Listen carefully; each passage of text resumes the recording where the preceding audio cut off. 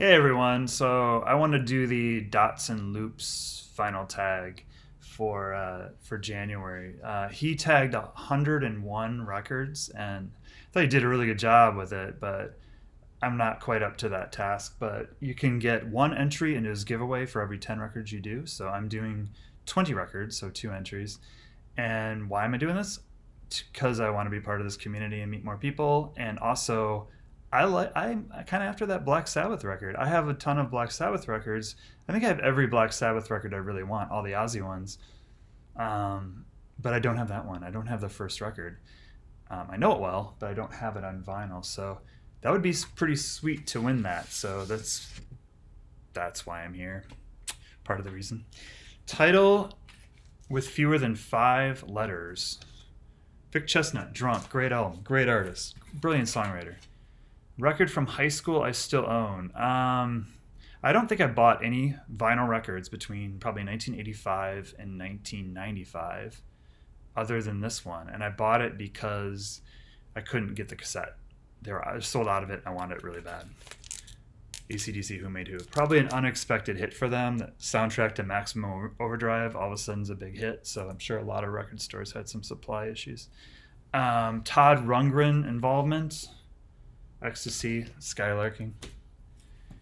And then the next one is a record that I'm supposed to like, but don't. Sorry, I don't get it. I think it's one of the reasons why punk happened. A record that I'm not supposed to like, I mean, it's definitely not a hip record to have in your collection, but I do, is probably mostly nostalgia. He was the first concert I ever saw on my own anyway, and first thing I bought a ticket for. And yeah, Bryan Adams, Reckless. I found it in my closet when I was going through stuff, an album I had as a kid. Got it from RCA Music Service. And I put it on, and honestly, I was impressed. It sounded really good.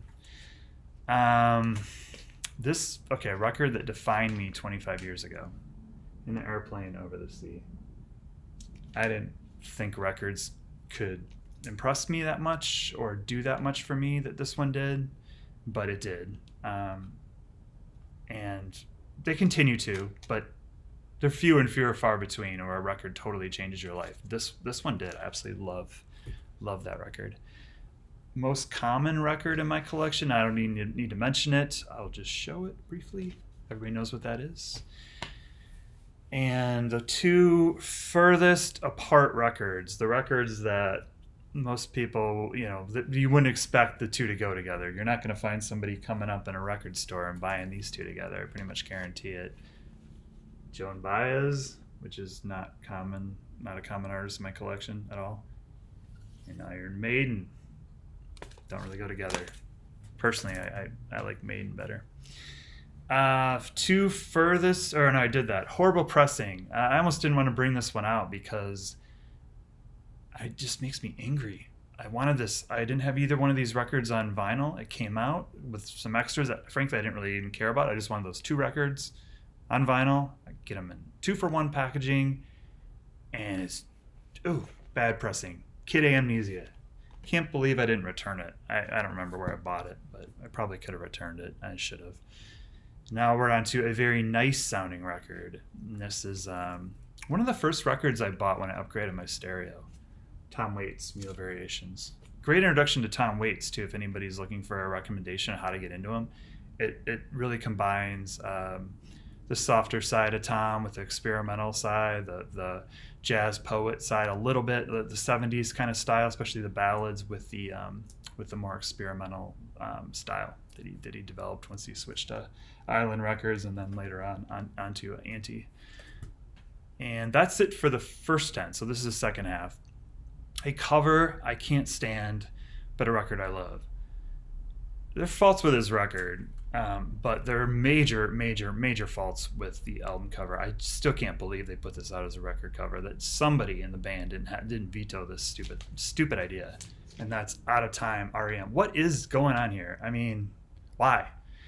There was an alternative cover of the CD. You could flip the booklet around. I did that for years, and it's too bad. I mean, the back of it's okay. But yeah, that cover is just hideous.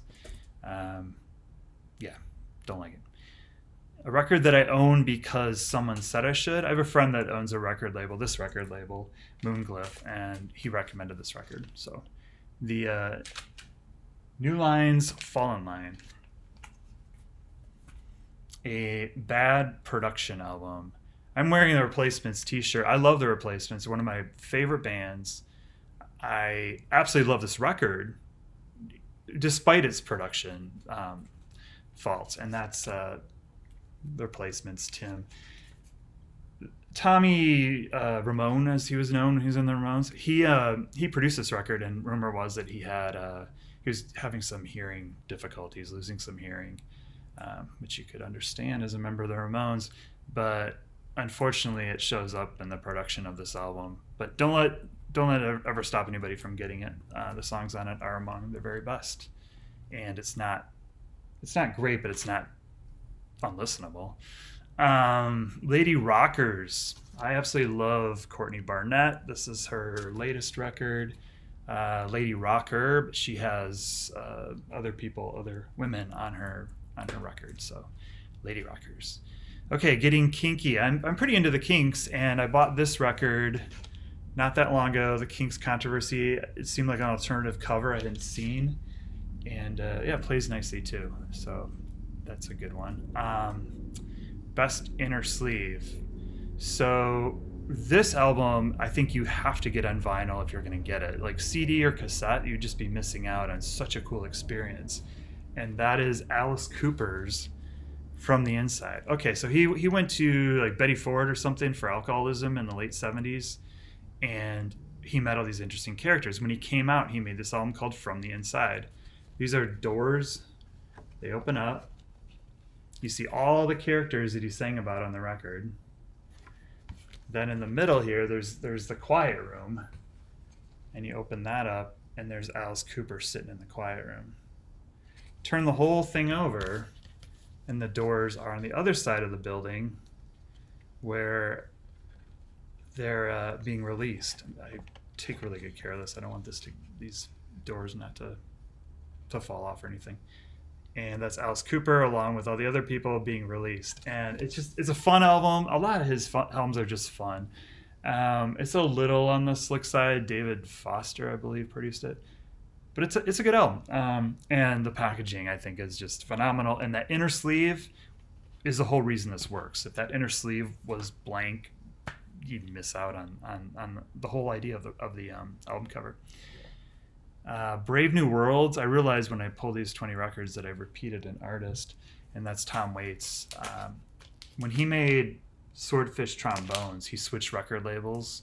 He went from Asylum, I believe, to Island, and changed his sound. I think he moved from New York to LA. He just did drastically different things. Found instruments, spoken word.